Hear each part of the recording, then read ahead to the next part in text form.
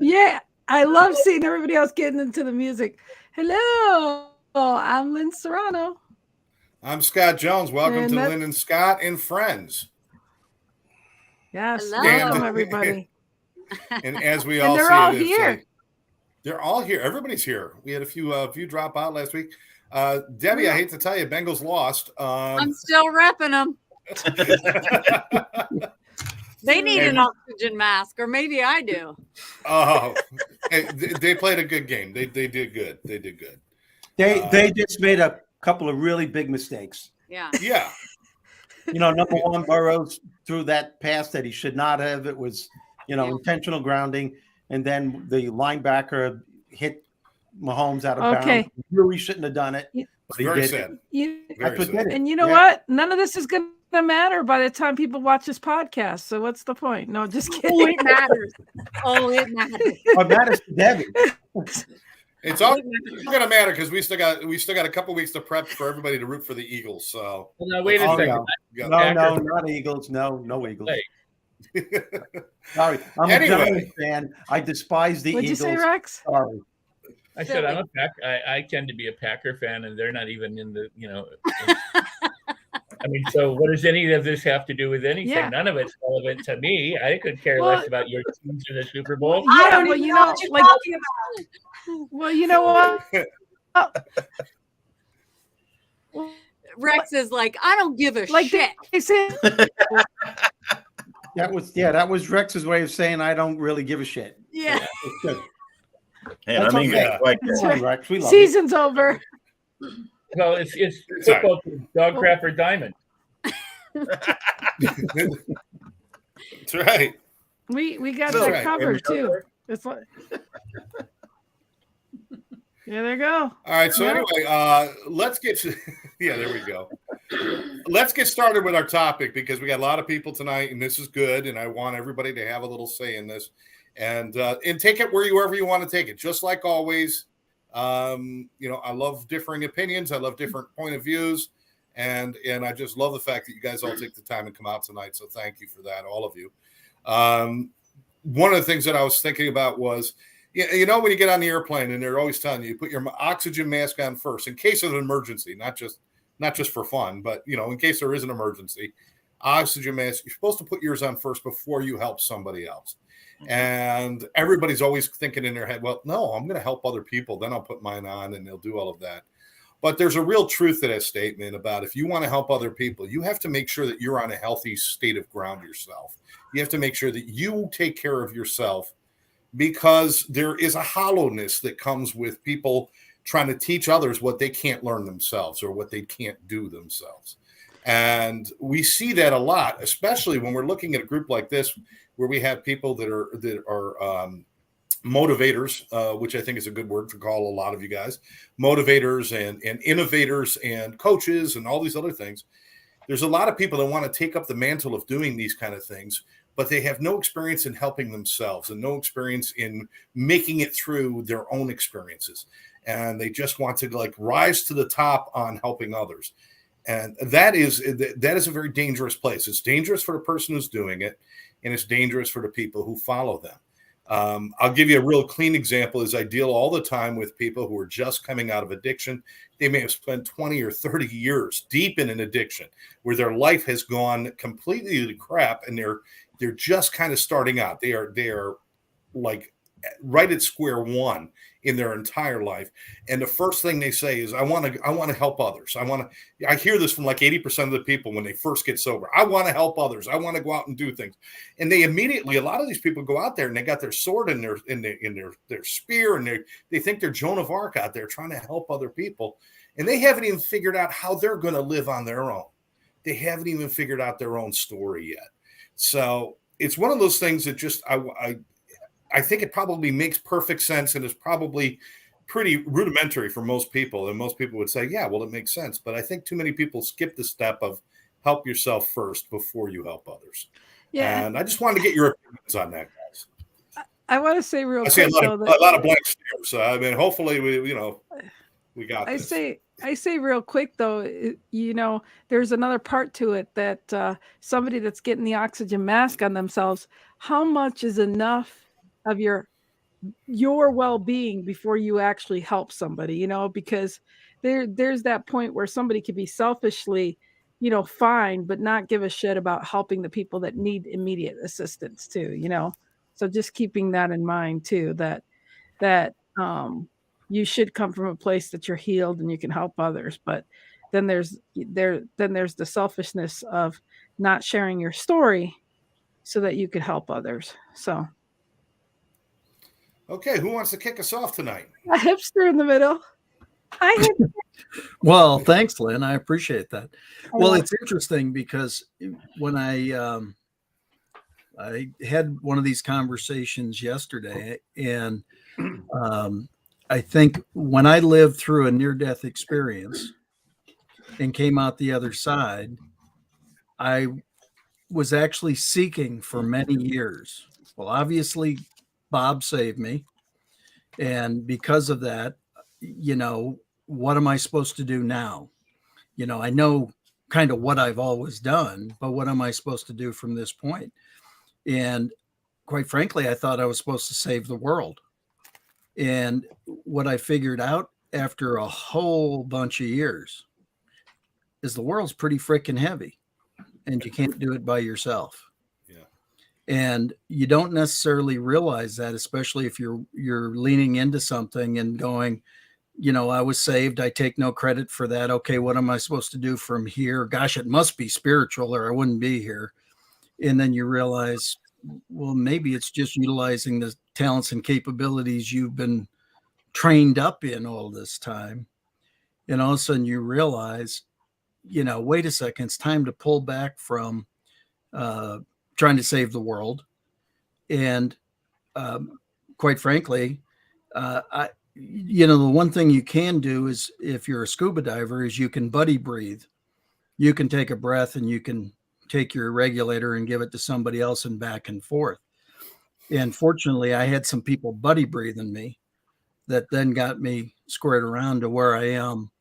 And I'm tremendously excited at this point going forward because I'm going to do what I really do and ultimately realize I can serve more people. And those people with me together can now have the impact that we're looking to have.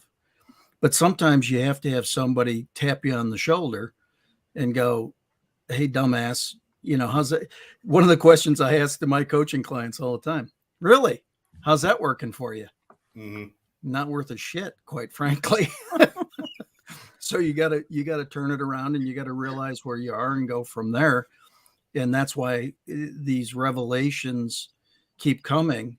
I shared it with somebody today and again in our group last night that I don't care how long you've been doing this or how many years experience you have. You get blind spots, you get things. Coaches need to have coaches. You got to have people who invest in you as you invest in others to really maximize the potential results. There. Absolutely. Absolutely. Love it. Let's stick Barry in there real quick. Okay. Hey, Barry. Hey. So first of all, I'm going to push back on what you said about the oxygen mask because in the airplane scenario, everyone gets an oxygen mask. The key thing is, though, if you help somebody else who may not be able to get their oxygen mask, you put your own first so you can then function to help somebody else. And the reason I'm saying that is because my area of expertise in relationships, as people know, and the challenge a lot of people should not challenge, the mistake a lot of people make is they put the other person first without realizing it. They will basically think that if they love the person enough, they'll get love back, or they'll feel like they're worthy about what they do for somebody else. Or maybe it's just me. Maybe I did that. Nobody else did. I don't know. But I certainly did that in my early dating life for sure. You know, the codependent trap. And because relationships aren't taught in high school or in junior high or anywhere about how to be a functional, independent partner in your relationship with your partner. It's just assumed that you learn by watching TV shows and your parents and all that crap. So the idea about putting your oxygen mask on first, for me in my relationship work, is you learn how to take care and love and care about the person in the mirror first. Then you become a better partner. Mm-hmm. But a lot of us think that we get filled up by someone else's approval, somebody else's love, somebody else's care, and we're going to give them enough to get some back, which is a real messy way of doing things. So my advice to people is remember, everyone has their oxygen mask. They can take care of themselves. You can add to that when you take care of yourself first. So be selfish that way. Right. I mean, that is a selfish act, isn't it, Barry? When you put somebody else first and you're doing everything for them, because what you need them to do for you is to fulfill you with looking at you a certain way, seeing you a certain way, treating you a certain way. So it's really it's a manipulation, isn't it? That's the word. Yeah, it's a manipulation. It's trying to control the people to get what you want, which is like, give it to yourself first. You're closer, first of all, and secondly, it's easier. You know what you want. So yeah, nice one, Tim. Yeah, excellent. Thanks. Some people are dead. You can't help anybody. Some people are dead and don't know it yet. He's got the Eagles that we know of. Right. Oh, shout out! We lost Cindy Williams in the last 24 hours. Yeah. Shirley from Laverne and Shirley passed away. So she brought me a lot of laughter over the years. So God bless. And possibly Julian Sands, who disappeared on the 13th of January. If you know the actor, right, disappeared at Mark Baldy, and nobody's heard. Okay. Yeah. Can we talk about anybody else that died? Let's be jovial. I can't wait. Who's missing? So I'll chime in. Please, yes. Are you going to move me? He's got his go to hell hat on. I'm going to do that. Move him to the center square. That's a good idea. Give him the Paul Lynn effect there. So there we go. I have a range of things to kind of comment regarding this. It's a fascinating topic. One is it could be manipulative to be focused on the other person. It doesn't necessitate that it is manipulative. I mean, that's something we should understand. Right. Right. Also, the analogy is great in some cases and it falls down in others. This is an extreme emergency situation where a plane is plummeting and they've lost stuff and the oxygen mask dropped and you put on yours so that you don't pass out and then you can help somebody else. So, life is hopefully not just one emergency after the other, where you need to operate, with that kind of thought in mind. But certainly in some cases, it's absolutely true. I mean, whether that's emotional, mental, physical, or otherwise. And then something Scott said was really important. I'm sure many of us or people around the world have survived near-death experiences or have coded and then have been brought back. And they somehow seem to think, well, now I have a mission to save the people of the world, as if it's now a professional responsibility as opposed to just, look, I got a second shot at life and I can live and I can be an example and I can take care of my family. I don't have to live the way I was, but I have another opportunity.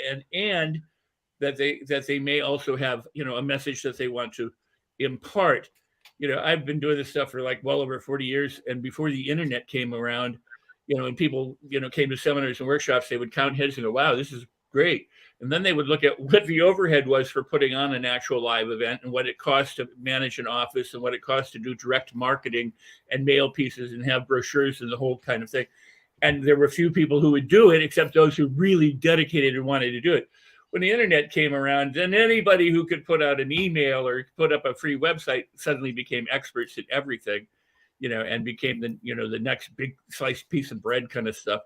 So there's a certain amount of, as somebody once says, if you turn and spit, you'll hit a life coach. It doesn't matter what direction you're in. And it's true. Yep. It's become, this thing about cash and everything else. Now, I do really think what somebody was saying is you should have expertise and you should have experience. You should know your talk so that you're not perpetuating mistakes with the people that you're teaching or training. You don't want to pass bad habits to people.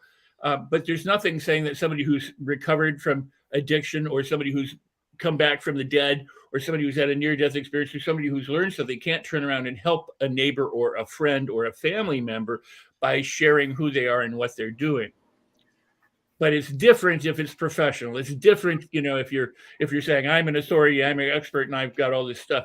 Now, and then lastly, to your point, Scott, when you opened up about people who just got out of addiction, one of the most touching moments I've ever had with a young person dealing with addiction is I said, why don't you go in there? There's a lot of young people your age. They said, who cares about young people? I want somebody who's been sober 30 or 40 years because they know how to do it. I don't want somebody who's been 2 or 3 years sober because, who knows when they might relapse. But the person who's done it for 40 years successfully is the person I was like, this is a young person telling me this. I was like so impressed that they had this kind of wisdom to say, there's people who are successful at what they do, and I want to find those people. I don't want to just be around anybody. I talked to somebody one time who was an addiction counselor, and I told them that story. And I said, isn't that marvelous? That's great. And I said, how long have you been doing this? He goes, a year. And I went, oopsie. So it is what it is, and lastly, I will close this. Sometimes helping the other person first is how you help yourself. If you're feeling depressed and you go out and find somebody with a problem bigger than yours and you help them, you're going to be helping yourself, and that may not seem altruistic, but you're helping them, you're doing it, and if you're doing it, you can say Mother Teresa was in it for herself, or you can say Mother Teresa was in it for whatever reasons, but apparently some people think that she was pretty good at what she did.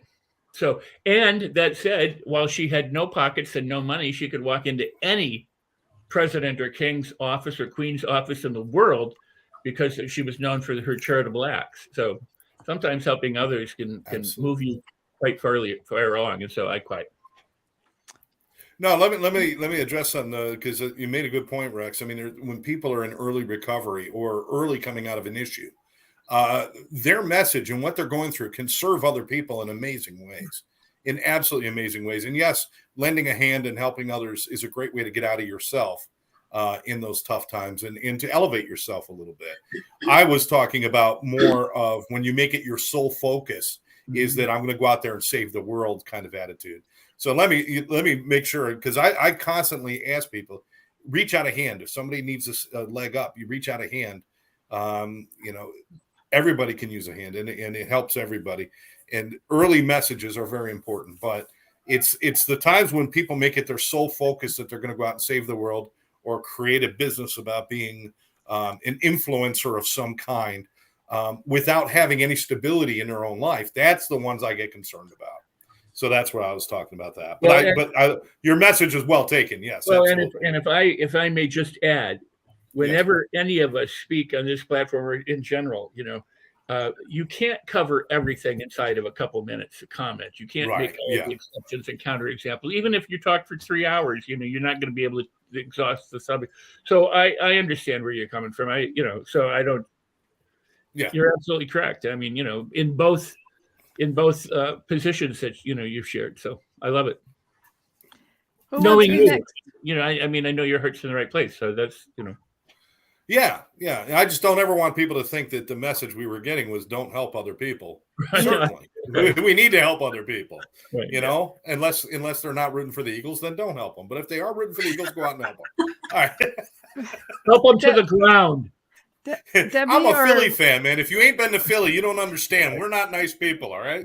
Steve or Debbie or Teodora, who would like to go next? Debbie. How do we? It's been popcorn, and I get to choose. Okay, hey, I'm still rooting for the Bengals. Hey. I'm just notified they lost. I had no idea. No, Jesus, I'm still watching the Bengals, as we all see it on this show, right? As we all see it. Our perspective is someday they'll win. They will. I won't see them at the Super Bowl this year, but I'm gonna keep repping them. Okay, so Rex hit on something that I was going to bring up, but he seems to he gets it. This is something that I was really thinking about because yes, with the analogy of put the oxygen mask on yourself first. Like we say, fill your own cup up so you can pour from it. You can't pour from an empty cup. All of these analogies that we all know. But there are these people who their joy that they find in themselves is from helping other people all of the time. And I know I have a sister like this that I want. And like you said, we can't go in all the details and cover all the bases. And what I'm going to say might tick people off. But the reality of it is, once you learn to love yourself first and give yourself what you need, you 100% are a better partner, are a better friend, are a better sister, a better daughter. It's because of what we all know, these old sayings that people say, oh, it's so cliche. I don't care if it's cliche or not. It's true. You can't pour from an empty cup, can you? You can try, but nothing's coming out of it. So just, and it's a lesson for all of us as we go through our lives. And I'm still a work in progress with this right now. And I feel like, and not to be like gender sensitive here, but I do feel like women and mothers have a tendency to be a little bit more like, I'm going to feed you first. I'm going to do this. I'm going to do that for you. And then you find yourself going, oh my God, I kind of feel resentment toward other people and it's not their fault. They're not asking you to take care of them first. So I guess my point is I'm working on it too. Not just taking care of yourself. I don't mean like going and getting a spa treatment. I just mean breathing, making sure you have something to, water, you're hydrated through the day. Make sure you do some exercise to keep your physical body healthy. Make sure you do the yoga for mental health, or if you need therapy, to go talk to somebody, talk to a good friend, get that, and spiritual health. I mean, I do believe in God and I pray. So that helps me immensely to have the physical, the mental, and the spiritual trio to help myself so I can be a better human being for other people. Peace out. That's my 2 cents. Ooh, she just dropped the mic. Did I? Oh, yeah. Peace out. Yeah. Peace out. Okay, bitches. You should have had your hat to the side and then said it. That's what I'm saying. Well, I was loving it. My dad always called this the go to hell look. Go to hell hat. He'd call, I'd come in like this. He'd go, oh, you got your go to hell hat on? I'm like, what's that mean? I don't know. But Rex has been wearing his go to hell the whole night. Oh, he turned it back around. Yeah, he did. There you go. That's Unabomber. Oh yeah, check him out. Well, I guess that means I'm next. Yes, Unabomber. This is what happens when put on some nerd sunglasses. When you bring a star like Scott Two Hips on, you end up with these followers, these hip hop followers all around him. So we are the Two Hip followers, and I feel like a baby signs, coming out of a womb. Oh, there you go, Steve. I feel like a baby coming out of a womb. You look like Marty Feldman's child. Who knew there was going to be a real I'm here. Real life birth right here.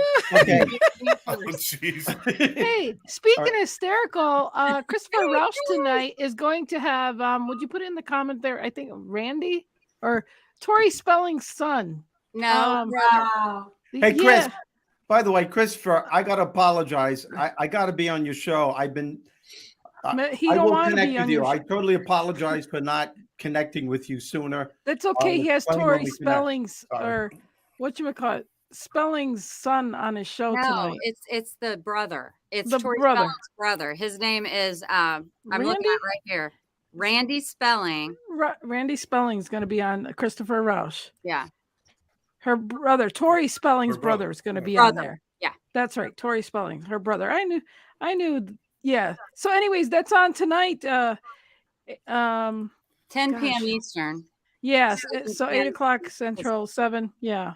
It's on later on. So take a nap after the show and get up and watch Christopher's show. I think everybody's going to need a nap after this show. Yeah. Steve, what do you got, brother? I forgot now. Well, you are a newborn.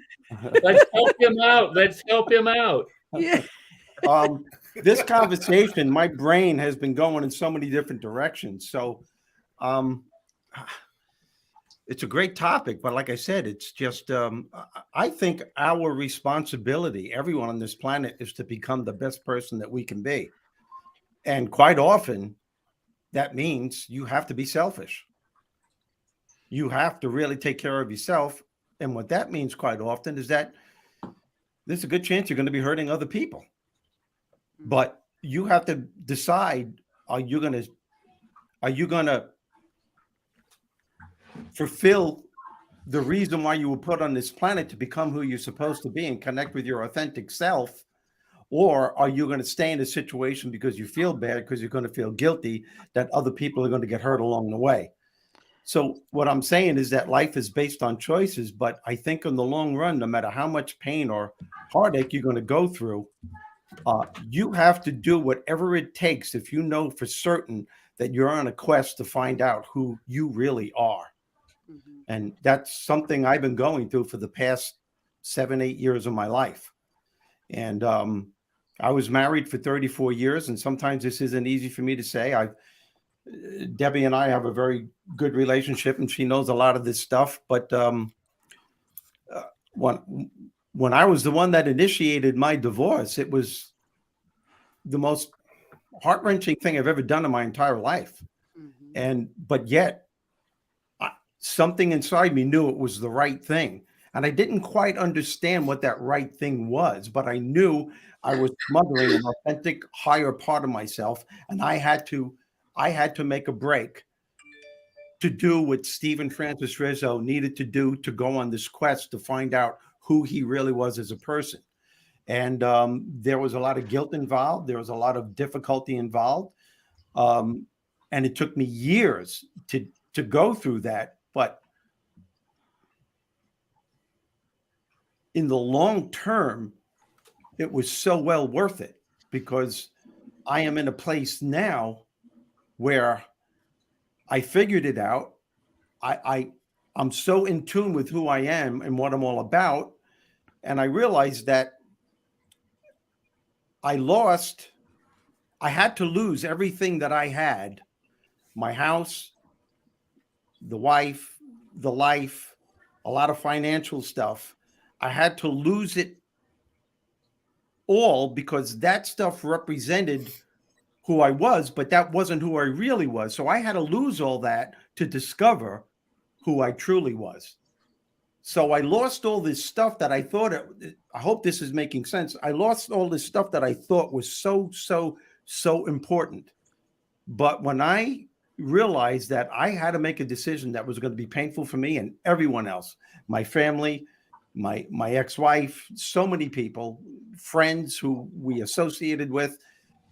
And there were times when I even thought that I fucked up. I thought I made mistakes. I thought I screwed up, but I stuck with it. And by doing that, it's the most empowering thing I've ever done. Sometimes you got to go through hell to get to heaven. Sometimes you have to follow this part of yourself that's saying something's not right, something's not right. And you either stay in it, and a lot of people do, and they go their whole lives, but they also go on leaving this planet with something missing. And I knew I didn't want to do that. So going through that, the other empowering thing and the thing that came to light to me is that, and you're right, Scott, we talk to people. We're in a position where we have to be a spark that can ignite change in people's lives.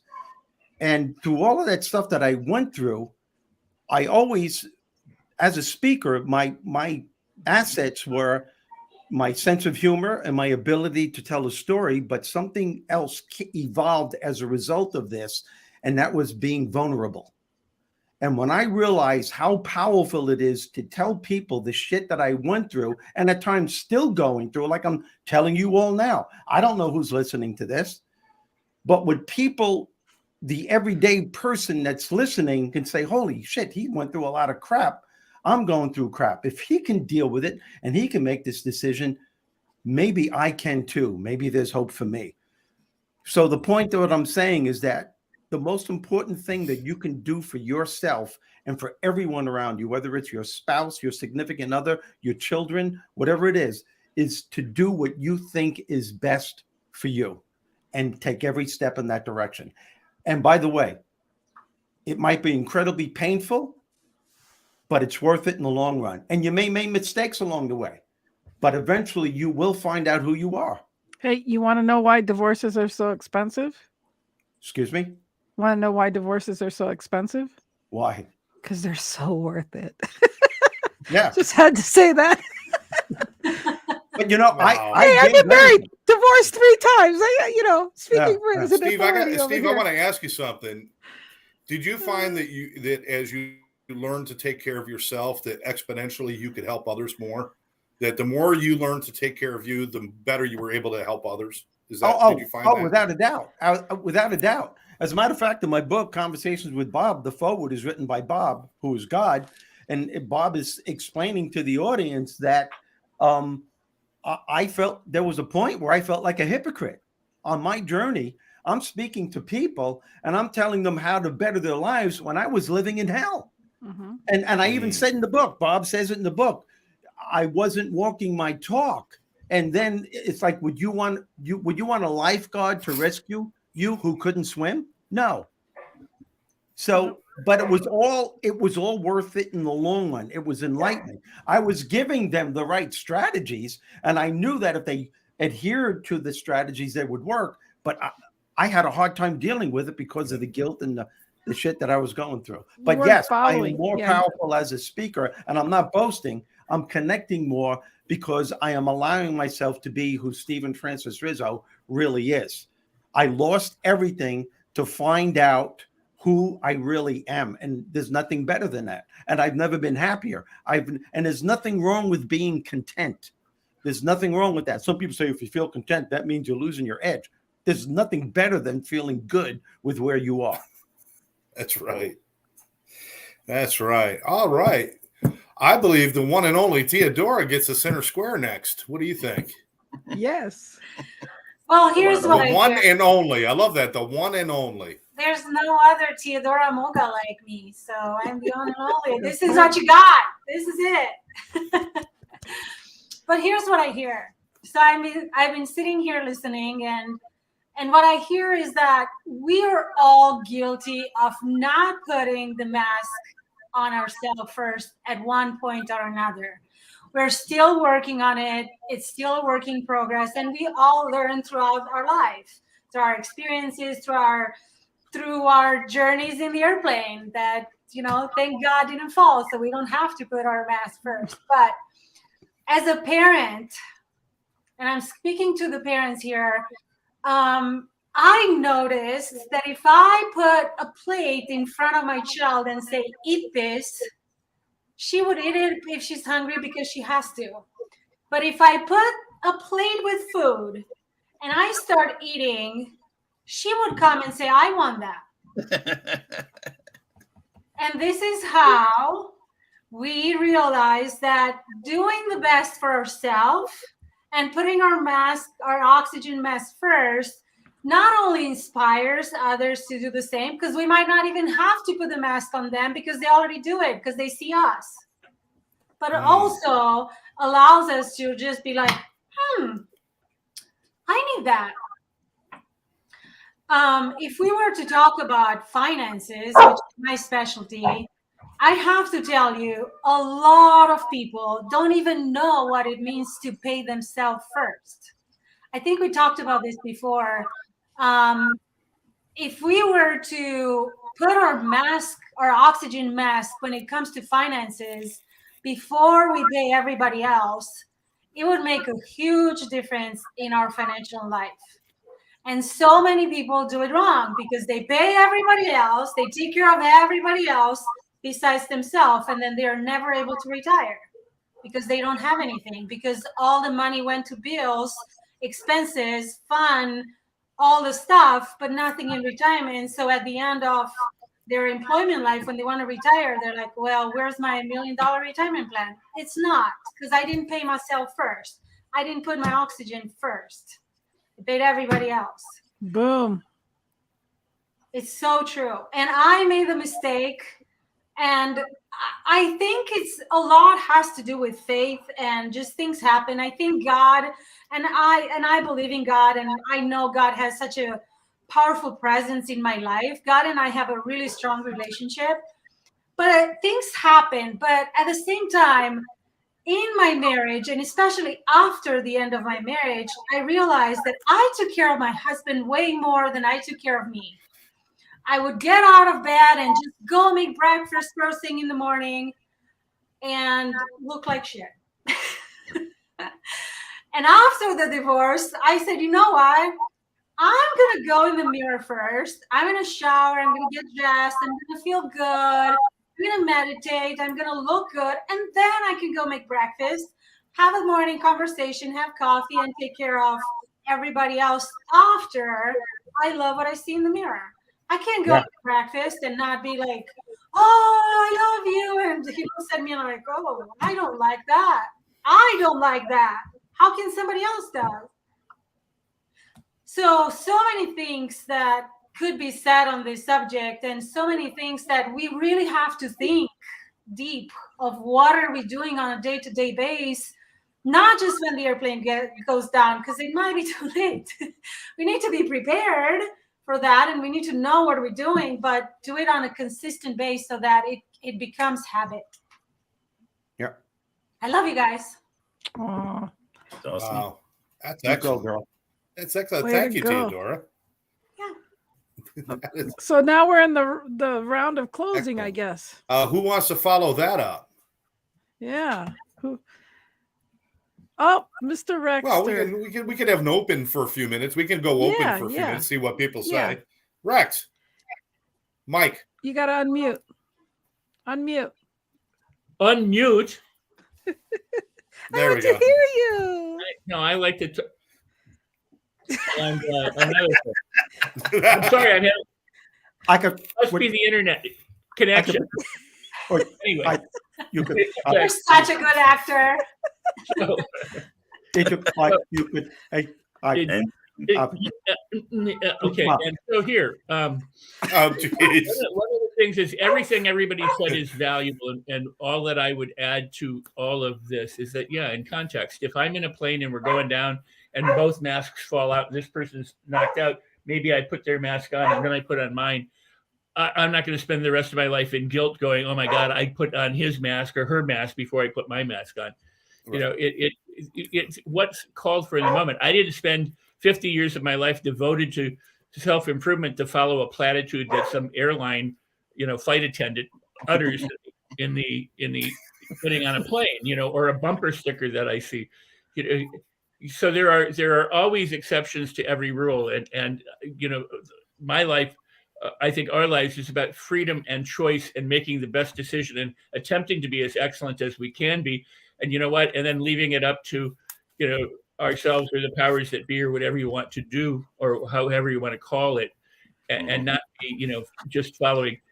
The other thing is this, that it's really important to walk your talk. I mean, I'm very, very vocal about that. There are plenty of people who don't walk their talk, plenty of people who haven't put in the credit hours in order to make the declarations that they do. That said, however, there are plenty of people who get to that higher up echelon, wherever they are in life, very spiritual. I mean, figure it out. Mahatma Gandhi was assassinated. You would think, well, if he's so enlightened, how did he get shot? Martin Luther King, Viktor Frankl was, imprisoned in a concentration camp. A lot of, if you look at Hill's work and all of the people who got very rich, some of them became insane and were in prison and died and committed suicide and all that kind of stuff. So there is that side to it. But there are also like the lottery, winning the lottery, Right. But what I'm getting at is there are plenty of people who are walking their talk and they have hardship. Something happens and they're wiped out. They don't have any money. They get divorced. There's catastrophe. It's not that they're not walking their talk. It's that, if you ever followed like Emerson or, the notion of polarity or the law of compensation, good things happen to bad people and bad things happen to good people. It just is what it is.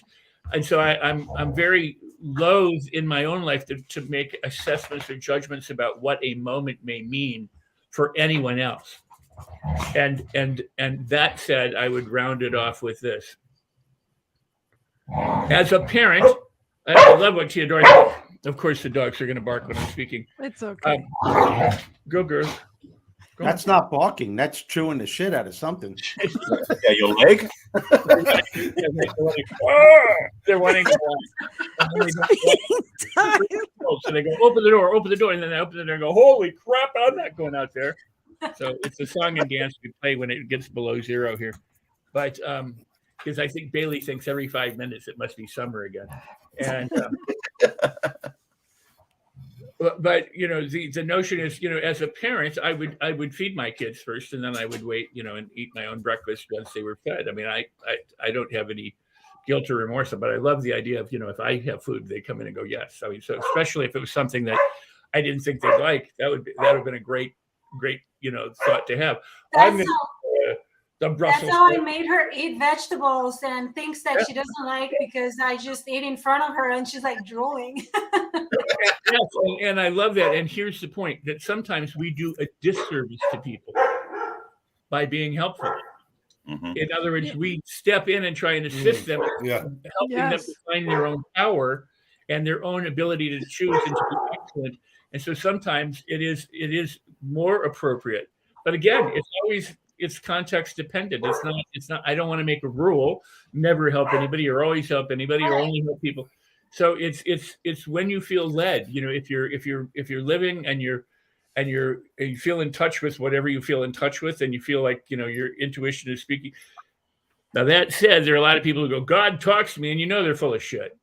and then there are those who, well, maybe he is or she is, I mean, in other words, whatever. So I just, again, for me, it's about freedom and openness and being able to live as best as I possibly can and help as many people as I possibly can without being legalistic about it. And I'm not suggesting that anybody is. I just want to make that clear. I'm just saying, for me, I want to make sure, because I've been in legalistic religions and things in my past, and I don't want to be part of that anymore. Love it. Yeah. Gotcha. Who wants to go next? Lynn, what do you say? Again? Actually, I want to on the book. Thank you for the book plug. I want to say something that probably Rex will get upset about, because it's one of these analogy things. For those of you who don't know about how a butterfly gets out of its cocoon, yeah, you know that one too. So for those who don't know, there's a story about this father with his kid who was watching this butterfly struggling to get out of a cocoon. It's trying to fight its way out, and the kid rushes over and just like with a knife very carefully opens the cocoon so the butterfly can get out. And butterfly just sits there. She doesn't go anywhere, just sits doesn't do anything. And the son goes to his dad, so like, what's going on? He said, well, this is the thing with a butterfly.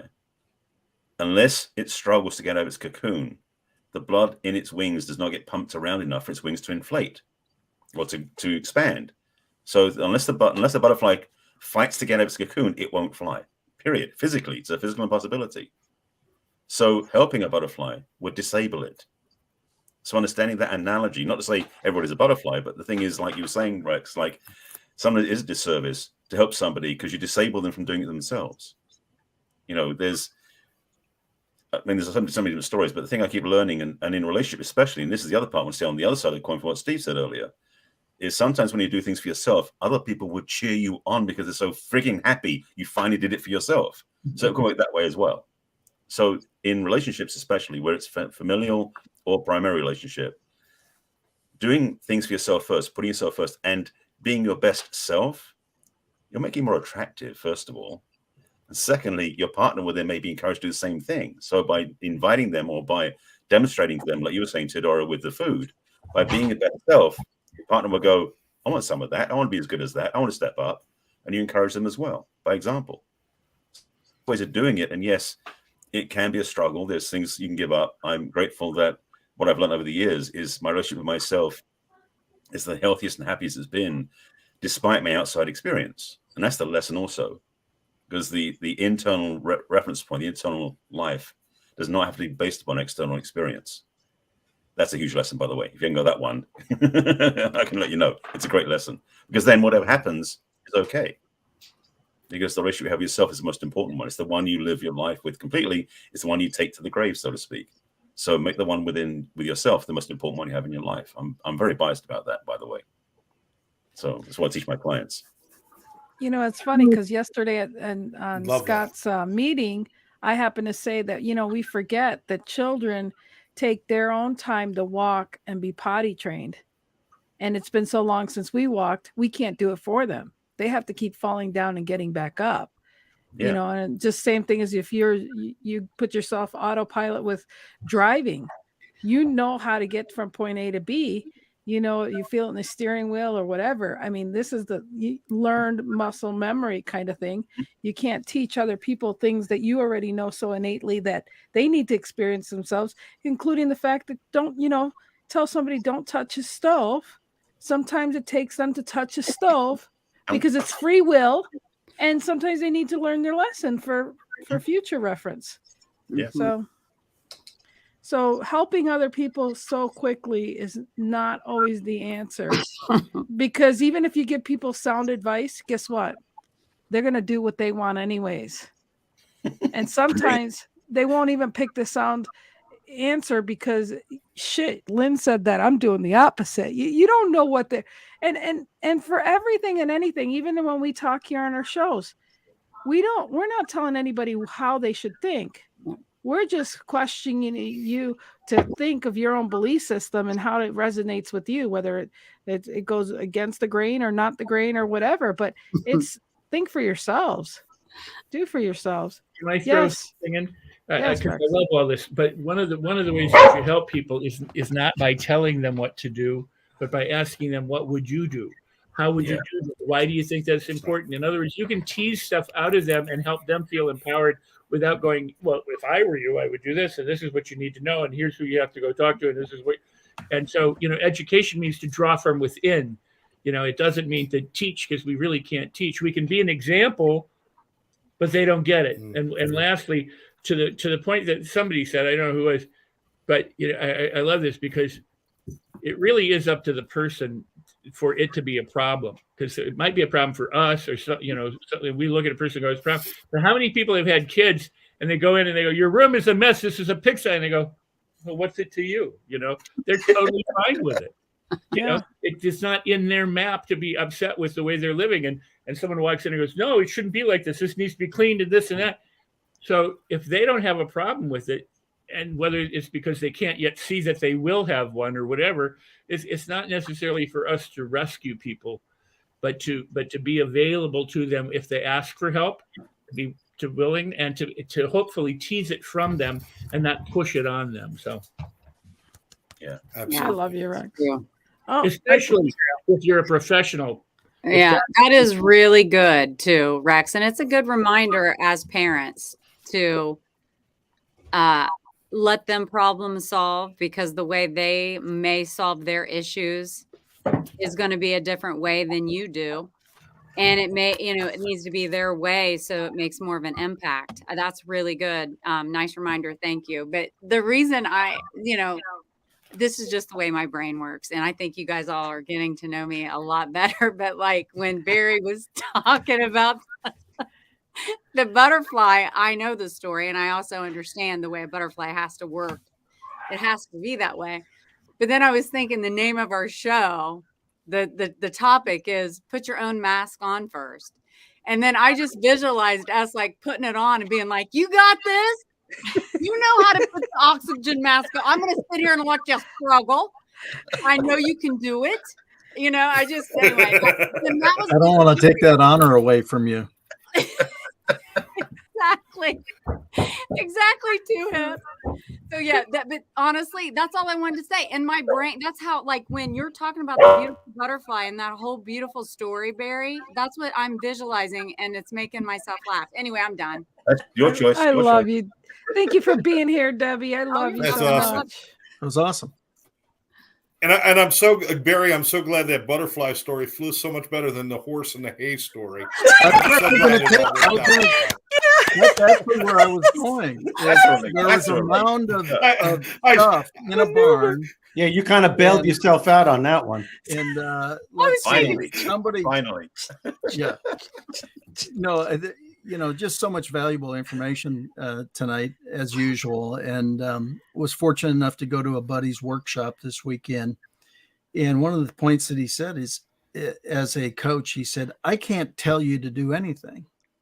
But what I can do is share the experiences I've had and the solutions that have worked for me for your consideration. And it was just such a fresh way of saying it, seemingly. But again, I think that's a big part of it.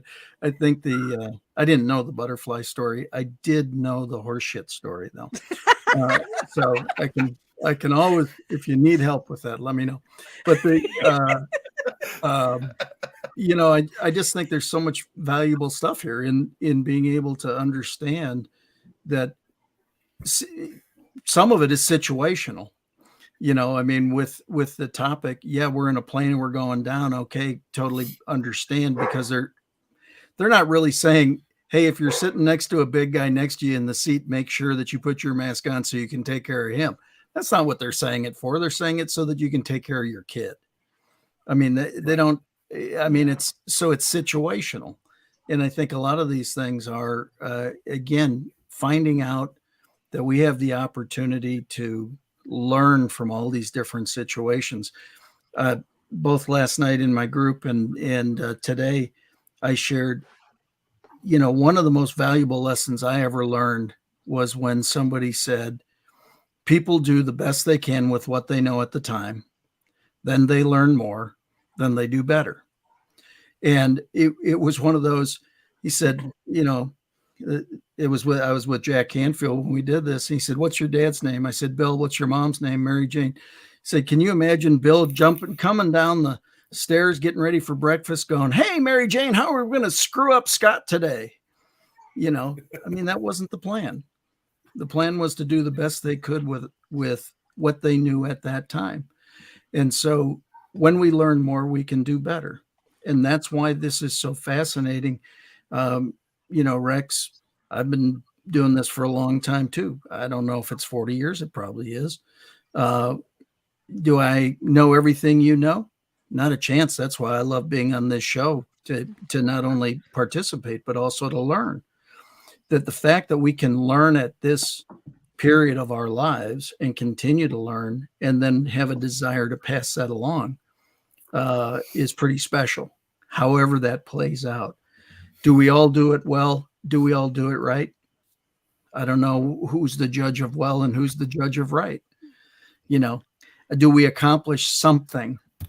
If we've accomplished something, we've made the needle move, and that's all what it's about. So as long as you got want to and desire, I mean, we can add to the overall positive impact on the planet. If we can add to the positive impact, things theoretically get better for all. Hipster, that's awesome. Well, thank you so much. We got about 8 minutes left. Okay. Or 7 minutes. I'll take the 8 minutes. No, I'm only kidding. But, I just can't get the picture Debbie put in my head now. Debbie put this picture in my head of the plane going down and some guy standing up front saying, get that mask, get that. You can't reach it. It's because you don't want it bad enough. That's why you can't reach it. And somebody yelling at people. You know what amazes me? What amazes me, Scott? When you're on a plane and if you're sitting in coach and you're by the exit row, they come up to you and say, if you're by that window, they ask you, are you willing to open up the emergency door and let everyone out first, and you're going to be the last one? And I'm thinking, if I'm sitting there, I'm going to go, yeah. Yeah, I'll open up the door. I'll make sure everyone gets out. But in case of an emergency, I'm going to go, fuck this. I'm out of here. I always said to make. I'm sorry, I lied. Bye-bye. I always said that for yourself, losers. I always thought the best thing to do is. What are you going to do? Ban me from the airline? What I think you should always do is have your own parachute on. You know, you can feel real freaking confident being by that freaking door. You know, let everybody pass out, and you have your parachute. You know, that begs the question. Somebody has a panic attack. The first sign of turbulence, he opens a freaking door and jumps out. I'll be like, bye-bye. It was my choice. What'd you say, Rex? I want to know if anyone's ever showed up to the airport with a parachute going just in case. I don't know, but I think sometimes I think that's what I want to do, just in case. I know. Anyway, if I can continue, one of the most profound things that I've ever read in any book that I ever read, and I read a lot of books, was The Beginning of the Road Less Traveled by Scott Peck. And on one page is one line, and he says, life is difficult. No shit. And I went, holy shit, I got to read this book. Because he's not pulling it. Really, I'm serious. When you read that, it goes, what? And then you reread it, and then you read it again, you're going, what is this book about? And it is difficult, but it's like we were all saying, but it's based on the choices that you make. And for every choice you make, there's always a consequence, and we know that. That's one of the most profound things. And another thing I want to say, and then I'll stop. There are so many people today, especially in the self-help industry, that feel that they know everything. And if you think you do, you are just so off course. You have no idea. And your ego is bigger than anything you can possibly imagine. And I'm always reminded of one of the best lines in any song that I've ever heard. It's from Kansas, "Carry On My Wayward Son," when the line says, "And if I claim to be a wise man, that surely means that I don't know." I mean, that says it all. We're here to learn. We're here to experience, learn, and grow to become the best person that we can. And you're going to screw up. Even people in our position, we can only give what it is that we know. And if it can help somebody along the way, great. It's not a cure-all, what we do. None of this, everything that we do. But what we do is that we give people strategies that can place them at the helm so that they can steer the course of their lives when the storms of misfortune are pouring down on them. That's the best that we can do, so that they can shift and make life easier, so they can live a happier, more productive life. That's what we do. And if we can do that, then we're making a difference. Well said, Steve. Well said. Absolutely. Theodora. Absolutely. Teodora. I love that name, Teodora. I got to write a song. Teodora. Teodora. Oh God. Teodora. I had something else I pictured. did not expect that at all. Like, that's just so off of far away from me. Off brand. Totally off. Totally off. Off That's key. her brand. Off key. Hi, Steve. Let's try again. I'm sorry. No. better next We're time. running out of time. Go ahead, Teodora. Well, all I have to say is that this subject was a very, very tough lesson for me to learn, because I always was there to take care of others. To this day, I know, and I work, and everything I do is for others and put others first and do the best for everybody else. And I'm here. I give my life and my time to all my clients, and it was a hard lesson for me to learn. And I've learned that, unfortunately, in a situation where I was forced to take care of me first, or I would have not be here today. Mm-hmm. I was diagnosed, and I had to put me first. And I had to put everything behind and say, I'm doing this for myself so I can be here for others. And I don't wish that to anybody, but I really, really encourage everybody to do that so they don't get there. I love you. That's right. And then Charles Coachman said, That's right. Chia Pet is getting prepared to sue Steve.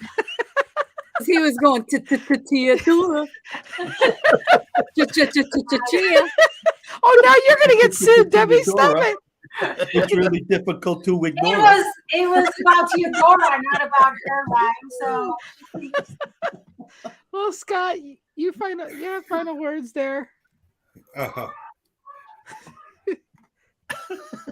Me, Scott? Well, I just want to thank everybody. Scott. I want to thank everybody for being here. Oh, and, that's his cat talking. I used to do a lot of. Who? That's not my cat. Oh, it's not your cat.